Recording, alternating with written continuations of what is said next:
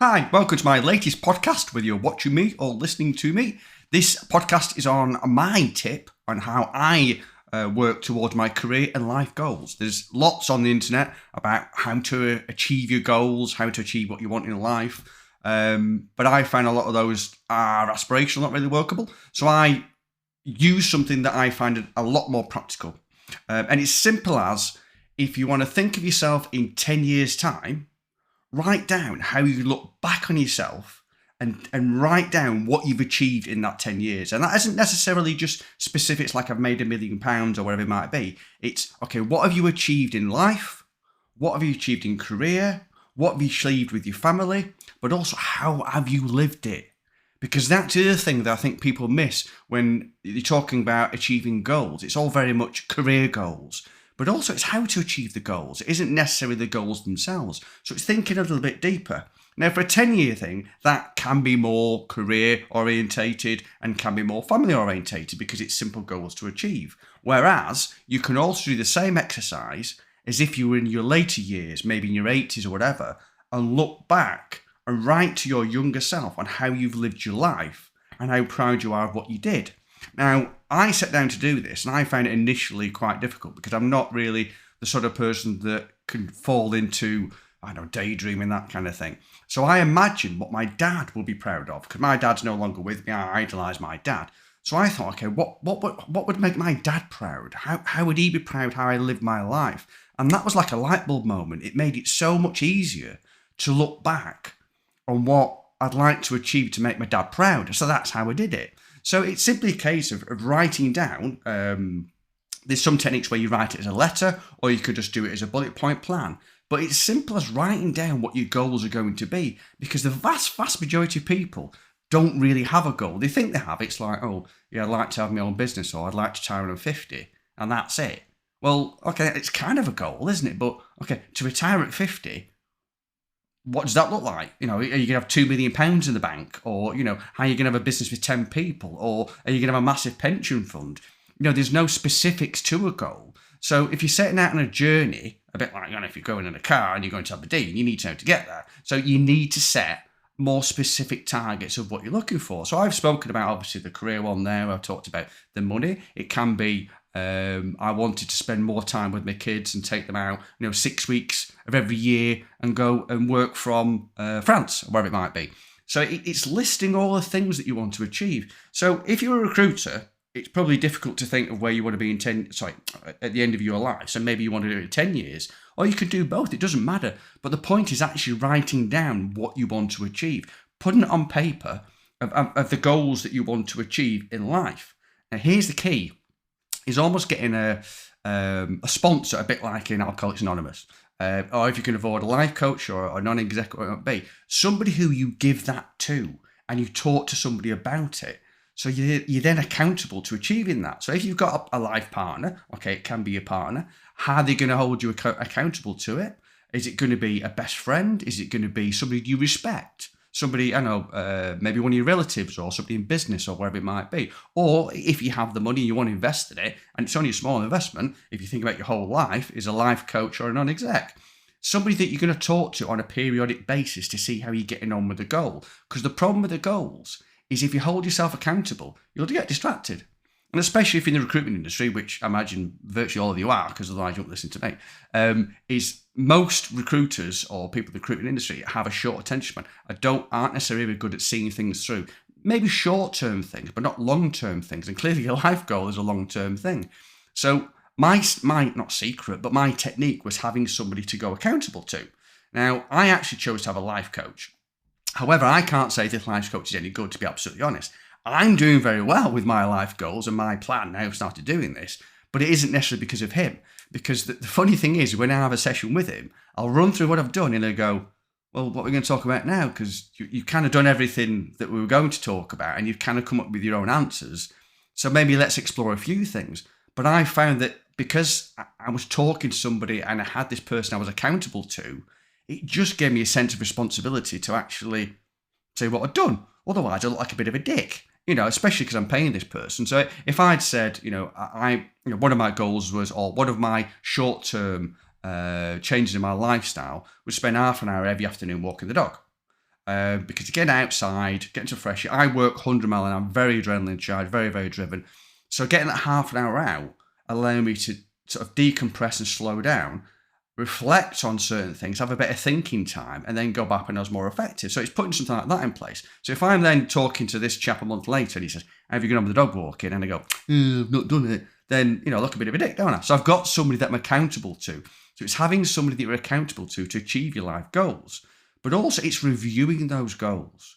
Because as time moves on, your goals will change. And what I found is you can set certain aspirations and goals, but once you've achieved certain things, those goals will change. They'll either become more ambitious, less ambitious, completely different, because life changes. The things that you want from life change. Because that's one of the things I talk about with the people I help set up in business. We talk about, okay, what's your 3-year plan or your 5-year plan or 10-year plan? And when I say plan, I mean, your goals, your ideals, because, it's very, very difficult to start up to write, a detailed plan because you've got to be opportunistic and roll with the opportunities that you find.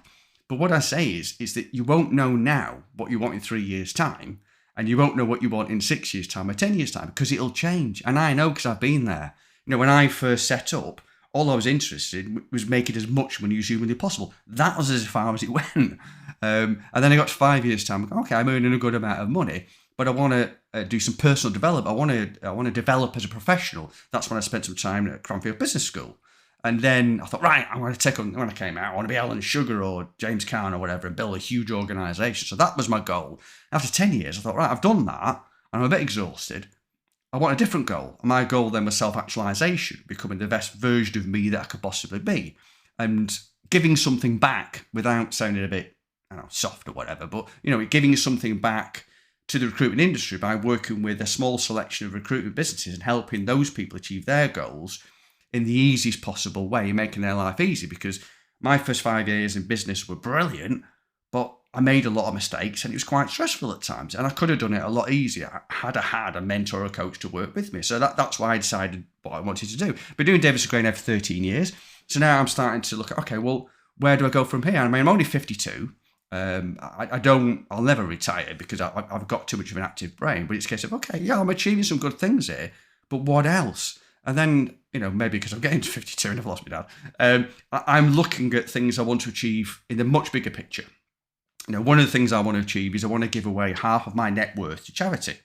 Because I'm thinking, how proud would my dad be if he saw that I'd done that?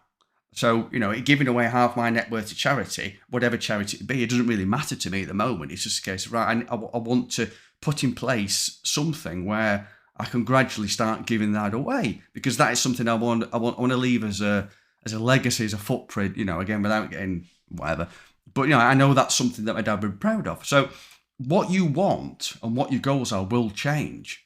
But the key to me is having somebody that is going to hold you accountable. When I say accountable, it's somebody that is going to say, let's have that chat. And you're going to go, oh, I'm too busy, I want to put it off, or whatever you want to do. Is he going to say, no, you said you were going to do this. Okay, let's do it. And somebody's going to pin you down to having these chats and sit down with you and review and say, how have you got on with this? How are you doing with these things?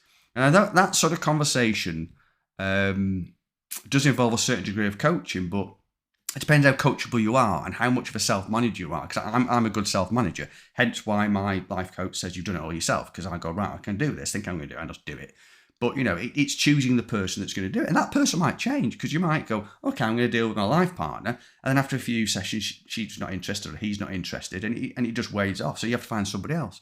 But the commitment you've got to make is the commitment to find somebody that's going to keep your commitment, and that's the key. Is actually getting somebody who is going to ask for these regular conversations, whether it's monthly, it's every 2 months, every 6 months, whatever it might be, who's going to run through that with you. And then what I would ask that person to do is get you to update your plan and send it back.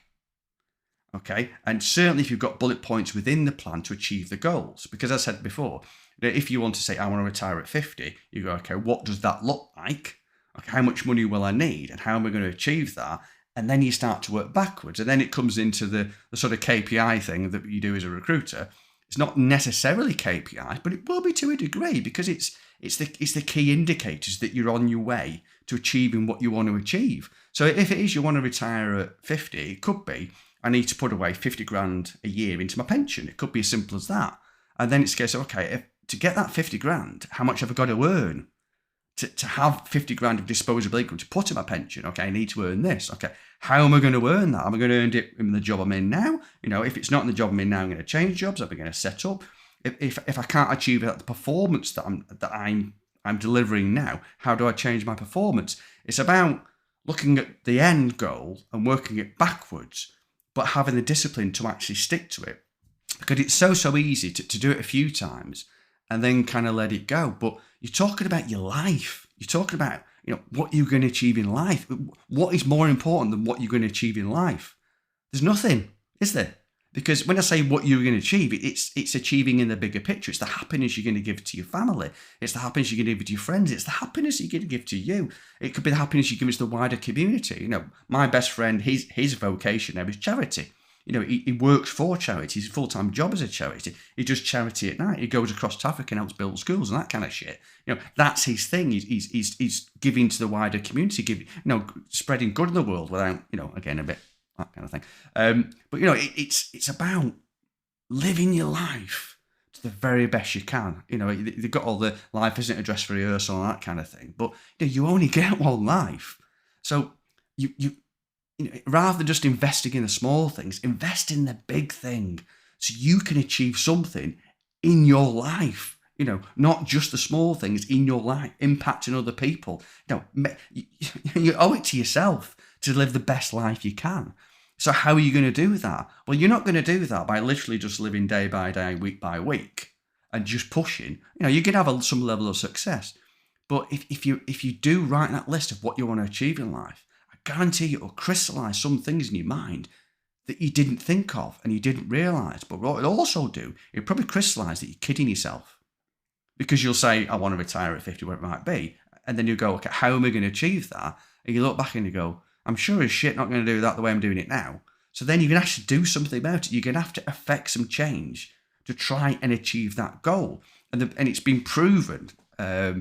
I think that, I forget what it was now, but they did a poll of 100 people on the deathbeds or whatever. And they asked them, what was their biggest regrets? And the vast majority is things they didn't do. It's all about what you didn't do. You don't want to look back at things you didn't do. So give yourself the opportunity to go, right, this is my goal. This is what I've got to do to achieve it, and try and hit them. And okay, if you don't hit them, at least you've tried. But I bet you're guaranteed that you're going to achieve a damn sight more than you would have done if you didn't try in the first place. So that's the end of this audio podcast or video, depending if you're watching it. It's just how I achieve my goals. Like I said, there's lots of other techniques you can find out on the internet, whatever it might be. But what I would applaud you to do is to commit to one and actually try and achieve it so you can get the most out of your life. Anyway, I hope you enjoyed this. If you're watching this on YouTube, can you subscribe? Nice, can't be lovely. Again, if you listen to some of the audio podcast, subscribe to that as well. And also, if you are a recruiter looking to set up in business, that's what I do for a living now. I hasten to add that I'm very choosy on who I back and who I work with, because I only work with a very small number of people. But the people I work with, I give them my heart and soul to achieve what they want to achieve. Anyway, I hope you enjoyed this. I'll try and do another one soon. I usually get sidetracked because I'm a recruiter. Something else shiny comes up. But anyway, I hope you enjoyed it. I'll see you soon. Don't forget to hit that subscribe button. And also don't forget what I do as a day job with Davidson Gray. I set up recruiters in business, so I deal with startups. I back and support them with my excellent team at Davidson Gray. So if you're an aspiring business owner and be interested in working with me as a co-director and mentor, along with my amazing world-class team, check out the Davidson Gray website or send me a message or an invite on LinkedIn.